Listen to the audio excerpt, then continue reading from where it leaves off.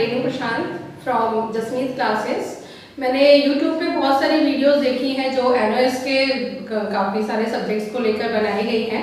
तो मैंने देखा कि वहाँ पर बिजनेस स्टडी के लिए कोई भी वीडियोस नहीं शूट की गई हैं, जो कि बिजनेस स्टडी के इंपॉर्टेंट क्वेश्चन बच्चों को नहीं पता है कि क्या एग्जाम आएगा, किस तरीके से आएगा, क्या क्वेश्चंस आएंगे। तो इसलिए मैंने सोचा मैं आप लोगों के लिए बिजनेस स्टडी के कुछ इंपॉर्टेंट क्वेश्चंस हैं जो मैं आप सबके साथ शेयर करना चाहूँगी, जिसको मैंने नाम दिया है बिजनेस स्टडीज के सुपर 30।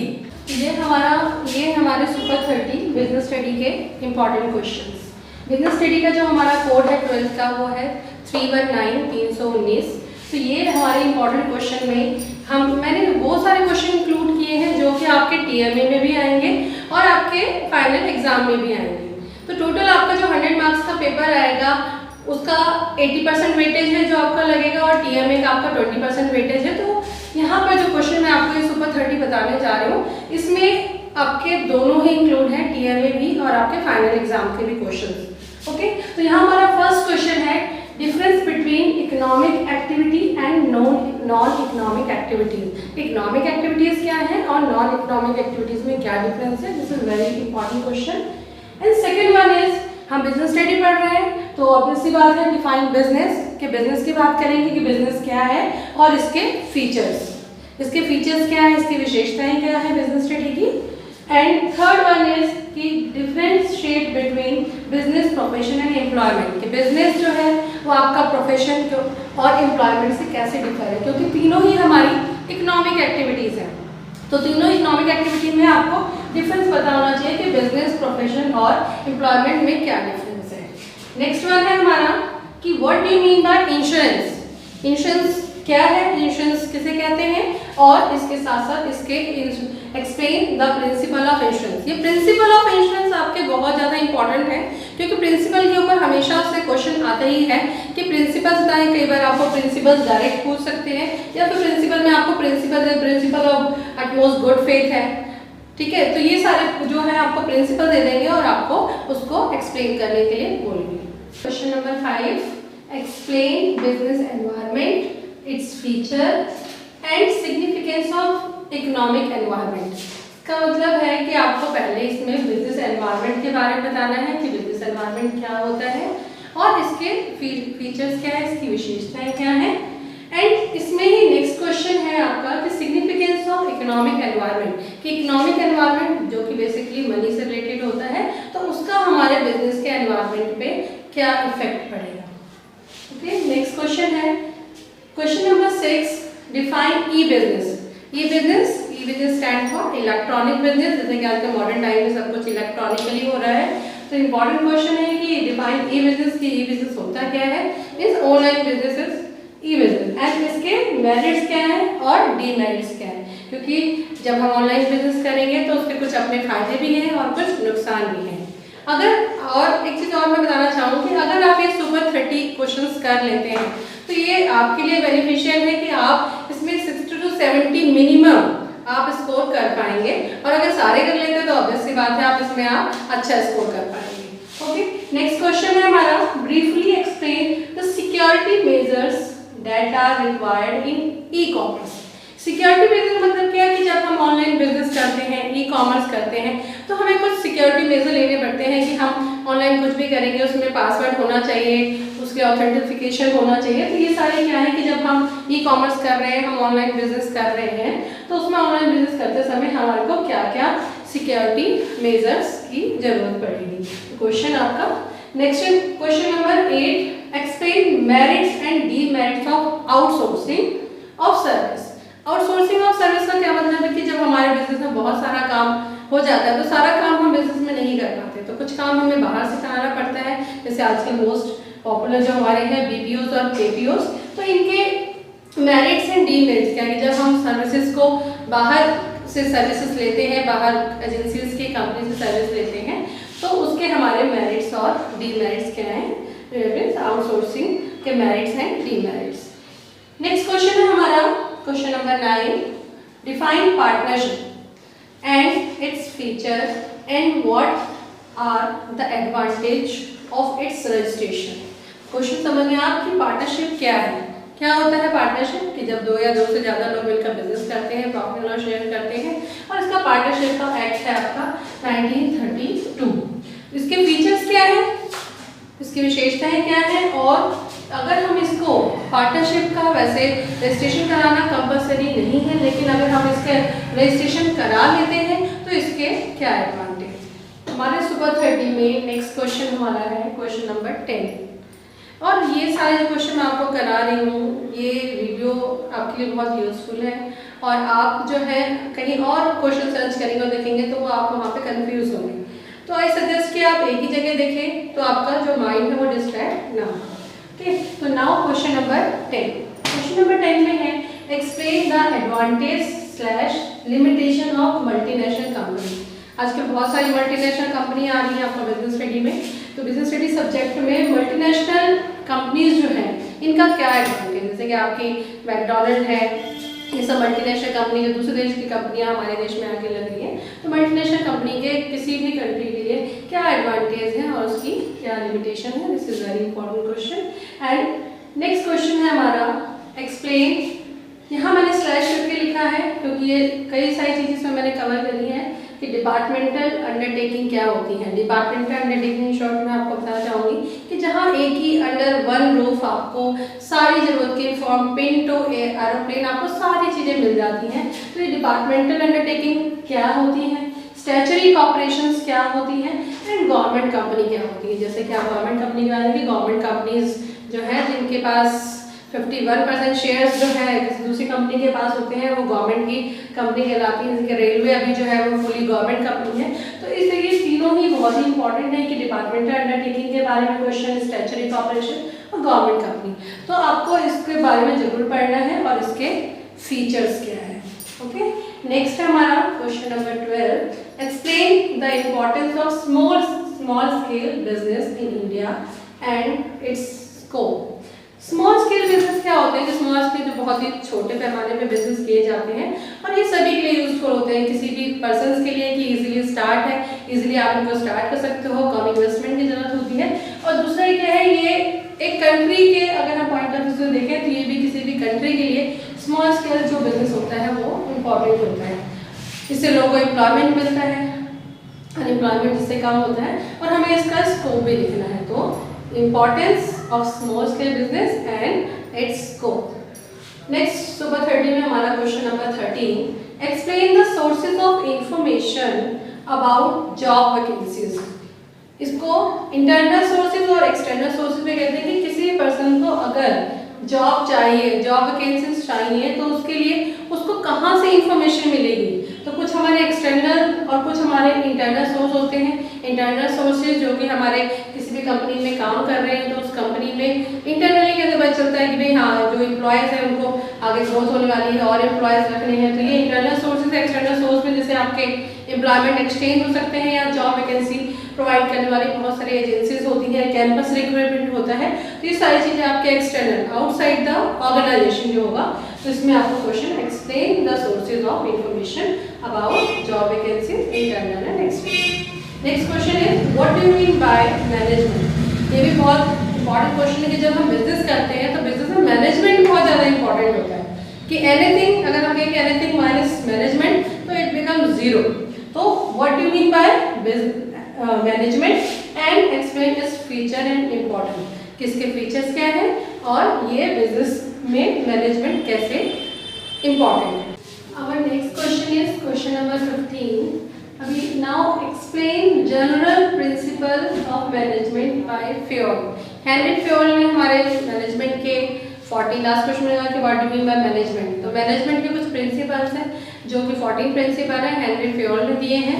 ये भी बहुत ही इंपॉर्टेंट क्वेश्चन है जो आता ही आता है आपका कि या तो आपको एक्सप्लेन करने के लिए आएगा कि इसके जनरल प्रिंसिपल 14 प्रिंसिपल को इन ब्रीफ आप उनको एक्सप्लेन करो। अदरवाइज आपको प्रिंसिपल्स दे दिए जाएंगे जैसे unity of command, unity of direction, equity, division of labour, these are the principle. ये प्रिंसिपल आपको दे दिए जाएंगे और आपको ये 6 मार्क्स में क्वेश्चन आता है कि आपको 3 प्रिंसिपल दे दिए, आपको एक्सप्लेन करने हैं। तो ये उस पॉइंट ऑफ व्यू से इसके जो जनरल प्रिंसिपल है फ्योल के ये बहुत इंपॉर्टेंट है। तो explain general principle of management by Fayol. Next question is question number 16, coordination is the essence of management. कि जब मैनेजमेंट की बात कर रहे हैं तो यहाँ पे कोऑर्डिनेशन होना बहुत जरूरी है कि मैनेजमेंट में अगर कोऑर्डिनेशन ही नहीं होगा तो हम मैनेज कैसे करेंगे। तो coordination is the essence of management, ये 3 मार्क का क्वेश्चन है कि आपका 3 मार्क्स में आगे इसको एक्सप्लेन करना है कि कैसे मैनेजमेंट में कोऑर्डिनेशन की जरूरत होती है। नेक्स्ट क्वेश्चन है हमारा, एक्सप्लेन द फॉलोइंग फंक्शन। हम मैनेजमेंट की बात कर रहे हैं तो मैनेजमेंट में ही हमारा कि मैनेजमेंट में कुछ फंक्शन है आपके, प्लानिंग, ऑर्गेनाइजिंग, स्टाफिंग, डायरेक्टिंग और आपका कंट्रोलिंग। इसको इन शॉर्ट हम याद करते हैं तो ये हमारे में POSDC की फंक्शन ऑफ मैनेजमेंट। तो फंक्शन ऑफ मैनेजमेंट के जो ये फंक्शंस है इनको एक्सप्लेन करना है आपको, इसका फीचर, और मोस्ट इम्पॉर्टेंटली जो आपका क्वेश्चन हमेशा ही आता है कि इनमें से जो हमारे 5 फंक्शन है इनमें से किसी ना किसी का आपको प्रोसेस जरूर आएगा। प्रोसेस आपको 4 मार्क्स या 6 मार्क्स में आएगा कि प्रोसेस इसका ज़्यादा इम्पॉर्टेंट है कि आपके इसके फीचर्स क्या क्या हैं इसके और इसका प्रोसेस, क्योंकि जब आप फीचर्स याद करते हो किसी के तो उसमें फीचर्स में आपका उसके एडवांटेज और डिसएडवांटेज दोनों ही आ जाते हैं। तो आपके फीचर्स इन सारे फंक्शंस के फीचर इंपॉर्टेंट है और साथ में इनका प्रोसेस ज़्यादा इंपॉर्टेंट है। हर एक फंक्शन का आपको प्रोसेस जरूर अच्छे से याद करना है। अगर आप अच्छा स्कोर करना चाहते हैं तो ये आपके लिए बहुत ज़्यादा बेनिफिशियल क्वेश्चन है। नेक्स्ट क्वेश्चन हमारा, difference between formal and informal organization. कि फॉर्मल ऑर्गेनाइजेशन और इनफॉर्मल ऑर्गेनाइजेशन क्या होता है। फॉर्मल ऑर्गेनाइजेशन जैसे कि जो लोग अपने आप मिलकर ऑर्गेनाइजेशन में खुद ही बन जाता है, इस तरह के ऑर्गेनाइजेशन की जो जैसे हमारा फ्रेंड सर्कल का इस तरह, ये भी हमारा एक जो है इनफॉर्मल टाइप ऑफ ऑर्गेनाइजेशन है। फॉर्मल ऑर्गेनाइजेशन वो होता है जो ऑर्गेनाइजेशन में सोच समझकर जानबूझकर किसी मेन पर्पस के लिए बनाया जाता है। तो यहाँ पे इंपॉर्टेंट है ये भी difference between formal and informal organization. Next question है हमारा, meaning of business finance. Business कर रहे हैं तो ऑब्वियस सी बात है फाइनेंस की जरूरत होती है। तो फाइनेंस को हम ब्लड ऑफ द बिजनेस या बैकबोन ऑफ द बिजनेस भी कहते हैं। तो मीनिंग यहाँ लिखना है आपको कि बिजनेस फाइनेंस होता क्या है और why do we need finance in business, और बिजनेस में हमें फाइनेंस की जरूरत क्यों होती है। क्योंकि इंपॉर्टेंट है, बिजनेस कर रहे हैं ऑब्वियस सी बात है आपको फाइनेंस की जरूरत है। तो आपको पता होना चाहिए कि बिजनेस क्या है और उसके लिए हमें फाइनेंस की जरूरत क्यों होती है। नेक्स्ट क्वेश्चन नंबर 20 हमारा, कि share difference between shares and debenture. जब हम फाइनेंस की बात करते हैं तो कोई भी कंपनी के केस में कंपनी जो है अपने फंड जो रेज करती है वो शेयर्स और डिबेंचर्स के थ्रू करती है। तो हमें इसमें डिफरेंस पता करना है कि इन दोनों के बीच में डिफरेंस क्या है। जो डिफरेंस वाले हमारे क्वेश्चंस होते हैं वो बहुत ही स्कोरिंग होते हैं कि आपको डिफरेंस वाले क्वेश्चन में आपको बेसिस लिखने हैं और दोनों उनके डिफरेंस बताने हैं कि इनमें दोनों में किस तरह के डिफरेंस है, इसमें आपको 4 मार्क्स मिलते हैं। अब next question is question number 21। यहाँ पर है कि difference between capital market and money market. जब हम फाइनेंस की बात करी हमने लास्ट क्वेश्चन में, तो मनी मार्केट और कैपिटल मार्केट क्या होते हैं, इनमें क्या डिफरेंस है। ये दोनों ऐसी मार्केट है जहाँ से हम फाइनेंस ले सकते हैं, यानी जहाँ से हम फाइनेंस कलेक्ट कर सकते हैं बिजनेस के लिए। नेक्स्ट क्वेश्चन आपका, explain the factor determining fix capital slash आपका वर्किंग कैपिटल रिक्वायरमेंट। ऐसा इसलिए लिखा है कि आपके लिए दोनों ही इंपॉर्टेंट है कि जब हम बिजनेस में कैपिटल रिक्वायरमेंट की बात करते हैं कि कितनी बिजनेस चाहिए, तो हमको 2 तरह की कैपिटल रिक्वायरमेंट होती है। एक तो होती है हमारे को फिक्स कैपिटल रिक्वायरमेंट और working capital requirement. Fix capital requirement का मतलब है कि आपको जो असेट है, बिजनेस के लिए असेट खरीदनी है, उसके लिए आपको जो फंड चाहिए, मनी चाहिए, उसको हम यानी कि असेट्स क्रिएट करने के लिए, तो वो होते हैं हमारे फिक्स कैपिटल रिक्वायरमेंट। और वर्किंग कैपिटल रिक्वायरमेंट आपके जो डे टू डे एक्सपेंसेस हैं, सैलरी पे करनी है आपको जो है वेजेस पे करने हैं, इलेक्ट्रिसिटी बिल पे करना है, तो ये सारे हमारे वर्किंग कैपिटल रिक्वायरमेंट आते हैं। तो ये क्वेश्चन इंपॉर्टेंट है कि आपको इसमें कौन से ऐसे फैक्टर हैं जो डिटरमाइन करते हैं कि कितनी हमारी फिक्स कैपिटल रिक्वायरमेंट होगी और कितनी हमारी working capital requirement. Next question है question number 23। Explain the factor determining the capital structure. Capital structure क्या होता है कि जब हम कैपिटल की बात करते हैं कि फंड बिजनेस में कैपिटल लगाना है, तो कैपिटल स्ट्रक्चर में कि स्ट्रक्चर क्या होगा कि कितनी कैपिटल हम शेयर के थ्रू लेंगे, कितनी कैपिटल हम जो है डिबेंचर के थ्रू लेंगे, कि हम अपनी सेविंग्स को यूज करेंगे। तो ये सारा आता है, आपकी कुछ रिटेन अर्निंग होती है बिजनेस की, तो ये सारा कुछ आता है कि आपको कौन कौन से फैक्टर हैं जो कि किसी भी ऑर्गेनाइजेशन में कैपिटल के स्ट्रक्चर को डिटरमाइन करते हैं कि कैपिटल का स्ट्रक्चर कैसे होगा। नेक्स्ट है हमारा क्वेश्चन नंबर 24 कि what do you mean by important decisions of business. Business में कुछ इंपॉर्टेंट डिसीजन लेने पड़ते हैं, तो ये हमारे माइंड में होता है कि इन्वेस्टमेंट डिसीजन, डिविडेंड डिसीजन, कि आपके डिसीजंस क्या है, कि इन्वेस्टमेंट डिसीजन कि आप कौन कौन सी एसेट में इन्वेस्ट करें जिससे कि आपके लिए लॉन्ग टर्म में फायदा हो, क्योंकि एसेट हम लॉन्ग टर्म के लिए परचेज करते हैं। तो इन्वेस्टमेंट डिसीजन में हमारा वो इंपॉर्टेंट था। और डिविडेंड डिसीजन, डिविडेंड क्या होता है, जो कंपनी के शेयर होल्डर्स होते हैं उनको जो शेयर्स पे जो अमाउंट पे किया जाता है एज ए प्रॉफिट के रूप में, तो हम प्रॉफिट नहीं बोलते उसको, हम डिविडेंड बोलते हैं। तो डिविडेंड डिसीजन जो शेयर होल्डर्स है उनको डिविडेंड दिया जाना चाहिए या नहीं, ये हमारे इंपॉर्टेंट डिसीजन के ऊपर भी क्वेश्चन आता है कि ये इंपॉर्टेंट डिसीजन है।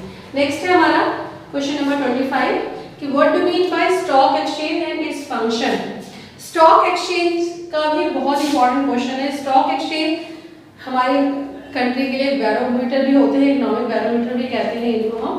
तो स्टॉक एक्सचेंज क्या है, स्टॉक एक्सचेंज क्या करते हैं और इसके क्या क्या फंक्शन है, क्योंकि स्टॉक एक्सचेंज क्या होते हैं कि हमारे जहाँ पे शेयर्स को परचेज और सेल किया जाता है, ठीक है, उनको हम जो है स्टॉक एक्सचेंज बोलते हैं।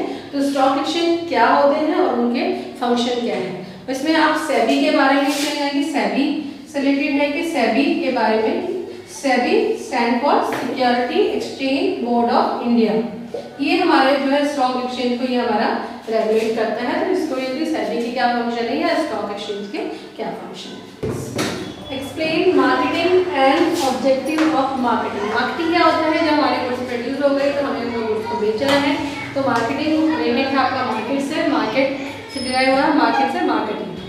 तो मार्केटिंग क्या है, इसके ऑब्जेक्टिव क्या है मार्केटिंग के, कि जस्ट आपको मार्केटिंग में ऑब्जेक्टिव बहुत सारे हैं, उसको ग्रेडेशन करना उसका, कि उसको उसकी पैकेजिंग करना, तो ये सब इसमें मार्केटिंग के ऑब्जेक्टिव में आएगा। और इसके हमारे फंक्शंस लिखने हैं इसमें कि explain marketing and objective of marketing and various function perform by marketing, कि एक मार्केटिंग में आपके कौन कौन से फंक्शन परफॉर्म होते हैं, कि मार्केटिंग करता है क्या बेसिकली, जब आपके गुड्स प्रोड्यूस होते हैं तो उसमें मार्केटिंग करता है क्या है।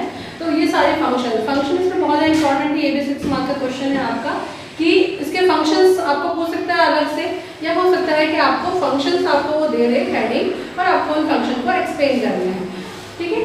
नेक्स्ट है हमारा what do mean by advertising, its importance, objective and why sometimes it is considered as wasteful expenditure. यहाँ मैंने एक क्वेश्चन में 3 क्वेश्चन बनाए आपके लिए, कि यहाँ पे what do mean by advertising, कि एडवर्टाइजिंग का बताएंगे एडवर्टाइजिंग क्या है, क्योंकि एडवर्टाइजिंग प्रेजेंट डेज में आपके लिए बहुत ज़्यादा इंपॉर्टेंट है कि आप अपनी गुड्स को जो है प्रमोट करेंगे, तो एडवर्टाइजिंग इंपॉर्टेंट है। तो एडवर्टाइजिंग क्या है और इसकी इंपॉर्टेंस क्या है। नेक्स्ट इसमें कि ऑब्जेक्टिव क्या है इसके, कि हम एडवर्टाइजिंग करते क्यों हैं, इससे हमारे को क्या एडवांटेज है, तो ये हमारे ऑब्जेक्टिव और एडवांटेज में आएंगे। इसके बाद नेक्स्ट क्वेश्चन इसी में है कि कई लोगों को लगता है कि जो एडवर्टाइजिंग है वो एक वेस्टफुल एक्सपेंडिचर है, कि जब हम एडवर्टाइज कर रहे हैं तो इसमें कोई फायदा नहीं हो रहा है, इससे हमें नुकसान हो रहा है। तो इसकी ये लिमिटेशन कह सकते हो, या क्यों लगता है लोगों को कि sometimes this is considered as wasteful expenditure. Our next question is explain the procedure of import and export. ये भी आपका 6 मार्क का इंपॉर्टेंट क्वेश्चन है, कि आपका प्रोसीजर आता ही आता है कि जब आपके गुड्स यहाँ पे इंटरनल एक्सटर्नल ट्रेड के आ रहे हैं, कि एक्सटर्नल ट्रेड में आता है आपका इंपोर्ट एंड एक्सपोर्ट। इंपोर्ट जब हम दूसरी कंट्री से गुड्स को हम परचेज करते हैं, दैट इज इंपोर्ट, और जब हम दूसरी कंट्री में गुड्स को बेचते हैं तो दैट इज एक्सपोर्ट। तो इसका प्रोसीजर क्या है, कि कैसे कोई भी एक बिजनेसमैन दूसरे बिजनेसमैन से दूसरी कंट्री से गुड्स इंपोर्ट कर सकता है, उसका क्या प्रोसीजर है, और उस गुड्स को कैसे एक्सपोर्ट कर सकते हैं, इसका क्या प्रोसीजर है। वेरी इंपॉर्टेंट क्वेश्चन, तो 6 मार्क्स का क्वेश्चन आपका आता ही आता है कि एक प्रोसीजर आपको आएगा। नेक्स्ट लास्ट टॉपिक हमारा इसमें है, सुबह 30 में हमारा लास्ट 29 क्वेश्चन की इंपॉर्टेंट टॉपिक है, लास्ट टॉपिक है हमारा कंज्यूमर प्रोटेक्शन, कि हम वी ऑल आर कंज्यूमर। तो कंज्यूमर होने का कुछ जब चीज़ें परचेज करते हैं तो ये कंज्यूमर प्रोटेक्शन क्या है, कि क्या कंज्यूमर को प्रोटेक्ट किया जाना चाहिए, कि कंज्यूमर होने के नाते हमें भी प्रोटेक्शन जरूरी है, क्योंकि आजकल मार्केट प्लेस पे बहुत सारी चीज़ें हैं, मिसलीडिंग एडवर्टाइजमेंट है, आपको फॉल्स गुड्स दी जाती हैं, आपको मिलावटी चीज़ें दी जाती हैं, तो बहुत सारी है। तो हमारे ये लिखना है कंज्यूमर का प्रोटेक्शन क्या होता है, और explain various rights and responsibilities of the consumer, कि जब हम बीइंग ए कंज्यूमर की बात करते हैं तो कंज्यूमर होने के नाते हमारे क्या क्या राइट्स हैं। ये भी बहुत ही ज्यादा इंपॉर्टेंट क्वेश्चन है 6 मार्क के क्वेश्चन में, कि आपको बार बार ये क्वेश्चन, आप क्वेश्चन पेपर उठा के देखेंगे तो बार बार ये क्वेश्चन रिपीट हो रहा है, और ये 6 मार्क का क्वेश्चन आता है कि कंज्यूमर के क्या क्या राइट्स अवेलेबल है। राइट टू इन्फॉर्म है, राइट टू एजुकेशन है, तो इसमें भी आपसे राइट को ब्रीफिंग करने के लिए दे सकता है क्वेश्चन, कि आपको यहाँ पे राइट्स की हेडिंग दे सकता है, जैसे कि राइट टू इन्फॉर्म है, राइट टू सेफ्टी है आपका, राइट टू कंज्यूमर एजुकेशन है, तो आपको बहुत सारे राइट्स दे देगा और आपको उसको राइट्स को एक्सप्लेन करना है 2 मार्क्स में। तो यहाँ पे 3 राइट्स को एक्सप्लेन करेंगे 6 मार्क्स का क्वेश्चन। या फिर आपको क्वेश्चन आ सकता है कि एज ए कंज्यूमर आपकी रेस्पॉन्सिबिलिटीज क्या है, क्योंकि जब हम कोई भी गुड्स खरीदते हैं तो केवल हमारे राइट्स ही नहीं है, हमारी कुछ रेस्पॉन्सिबिलिटीज भी हैं। तो वो रेस्पॉन्सिबिलिटीज क्या क्या है, जैसे कि रेस्पॉन्सिबिलिटीज कि हमें कि एक बीइंग ए कंज्यूमर कि हमें कैश मेमो लेना चाहिए, ठीक है। तो ये सारी हमारे रेस्पॉन्सिबिलिटी, गुड्स को देख लें, एक्सपायरी डेट चेक कर लें, तो ये हमारी रेस्पॉन्सिबिलिटीज भी हैं। तो ये क्वेश्चन आपका बहुत इंपॉर्टेंट क्वेश्चन है कि कंज्यूमर प्रोटेक्शन क्या होता है, कंज्यूमर कौन होता है, कंज्यूमर के जो वेरियस राइट्स हैं और उनकी क्या क्या रेस्पॉन्सिबिलिटीज हैं। लास्ट हमारा सुबह 30 का क्वेश्चन कि where to file a complaint under consumer protection act 1986। हमारा कंज्यूमर प्रोटेक्शन का एक्ट है 1986। तो इसके अंदर कि हम अगर किसी के साथ कुछ चीट होता है, किसी के साथ धोखाधड़ी होती है, खराब कोई भी चीज़ ले लेते हैं, तो आप कंप्लेंट कहाँ फाइल कर सकते हो। तो ये अलग अलग इसमें है कि आपका स्टेट लेवल पे आप कर सकते हैं, नेशनल लेवल पे भी कर सकते हैं। आई होप कि वीडियो आपको बहुत ज़्यादा पसंद आया होगा। तो गाइस वीडियो को लाइक कीजिए, चैनल को सब्सक्राइब कीजिए, अपने फ्रेंड के साथ इस वीडियो को ज़्यादा से ज़्यादा शेयर कीजिए।